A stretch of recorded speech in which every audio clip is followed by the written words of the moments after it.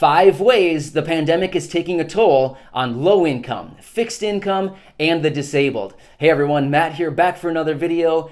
And if you're new here or you're not subscribed for any reason, do me a huge favor and hit the subscribe button. All right, let's get right into this. Corey and I have compiled a list of 5 different ways the pandemic is taking a toll on the low income, fixed income, and the disabled. Of course, there are numerous ways, way more than 5 ways that this pandemic is really hurting everybody in these categories. But we wanted to compile just these 5 ways. And of course, I could probably have 20 follow-up videos talking about this pandemic and how so many of these people are getting hurt during this time. But let's get right into the list. Let's talk about this. And then, of course, maybe I'll have some follow-up videos in the future because this is a tough time for everybody. But let's talk about this. Number 1, bailouts. Everybody's getting bailed out, right? Well, yeah, except for the low income, fixed income, and disabled. So let's talk about this. Large corporations getting billions and billions of dollars in bailouts. Small businesses getting tons of money through the PPP, literally free government bailouts and grants that don't need to be paid back. What about state and local governments? Again, bailed out. What about schools? Bailed out. What about the working class? People who are working and laid off or furloughed from their jobs. Again, bailed out.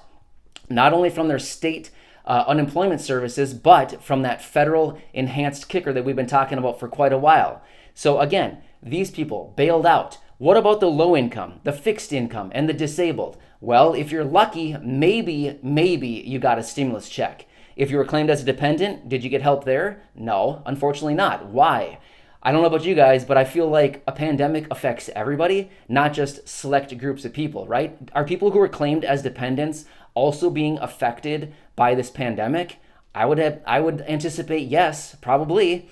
So why these people didn't get bailed out as well, it's tough to say. I mean, it's so incredibly frustrating. So my point is, all of these different groups of people, literally everybody is getting free handouts right now, except for the low income, fixed income, and disabled. Of course, like I said, maybe you got a stimulus check, but that's about it. And a lot of you haven't even received those stimulus checks quite yet, which is absolutely ridiculous. All right, so that's number 1, bailouts happening for basically everybody, except for basically all my friends here. All right, number 2, difficulty finding jobs. So that's the deal. In the last, let's just say, 6-7 months or so, millions and millions of jobs have been lost in this country. Well, as jobs have slowly trickled back, it's really difficult if you're someone who is maybe retired, maybe you're disabled, maybe you haven't worked in 5 years because of an injury or a disability, and you want to get out there and start working to add some income as a supplement. Well, guess what?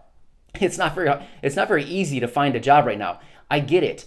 I'm blind. I'm also disabled. Even back when it was easy, or I shouldn't say easy, easier to find a job before the pandemic, it's really hard to find a job if you're disabled. Trust me, I've been there. It's incredibly frustrating to go in and try to find a job only to find out, oh yeah, they don't want to hire me because they know about my disability. It's really tough.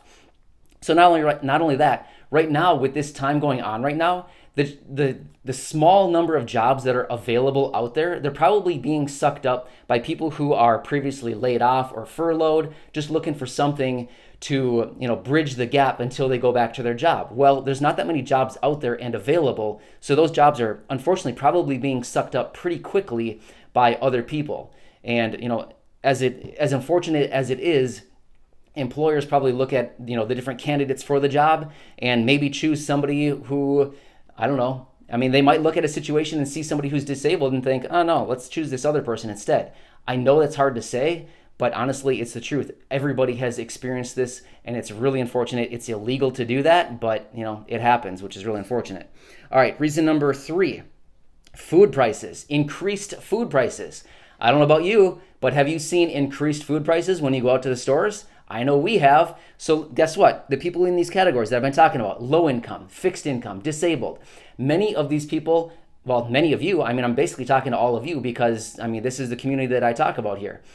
All of you shouldn't say all of you, but a lot of you live on a fixed income. Maybe it's $800 a month, $900 a month, whatever it is, it doesn't matter.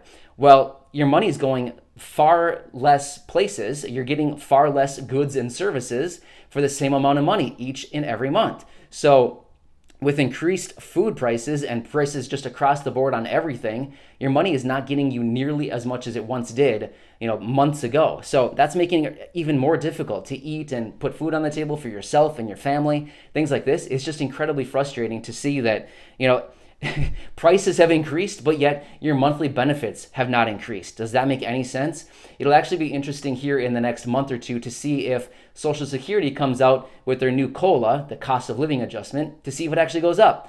I'd be willing to bet if they do, they're going to give us like nothing. So I feel like, hey guys, if you're going to look at the situation, jack that up, give us a few percent because, prices have gone up, the cost of living has gone up. So it should be reflected in the annual adjustment to living in the Social Security. So just that's a side note. Of course, that's a different video for about a month or two from now when that number is released. But anyway, let's get right back into this. Schools and daycares being closed. That's another big one. Let's say you're somebody who maybe works part-time or maybe you work full-time and your kids aren't going to school now because the school year has maybe started or it's going to start, and maybe their district has said, yeah, we're only going to bring kids back 1 day a week, 2 days a week, or hey, guess what? We're only doing distance learning this entire year. Well, what does that mean? That means that maybe you can't return to your part-time or full-time job because you need to stay home and take care of your kids. Or you look at your pay scale and maybe, whatever it is you earn, and maybe you look at it and think, okay, I earn $800 a week, but I'm going to be paying $790 a week in daycare. Does it make any sense for me to even go to work? I could stay home and take care of my kids for free, or I could go to work to pay for the daycare. It doesn't make sense. It doesn't come out. The numbers don't come out. So again, I feel like that's a really difficult one right there. And that's like a real situation. A lot of these districts are only bringing kids back part-time, or maybe even worse. Schools have reopened, kids have gone back to class, and they're only, they're in class for 2 weeks, something like that, and all of a sudden there's a huge outbreak of the virus, and they send everybody home. So maybe you were working a few days per week, bringing in some extra supplemental income, only to find out, oh great, my kids are home, which, that's great. Hopefully you can spend more time with your kid. That's awesome to have more family time. But at the same time, you might be looking at your work situation thinking, great, what do I do now? I can't go to work because I need to stay home. And, the same dilemma I was just talking about. I need to stay home and take care of my kids, or I need to go to work to pay for the daycare. Again, the numbers are not coming out.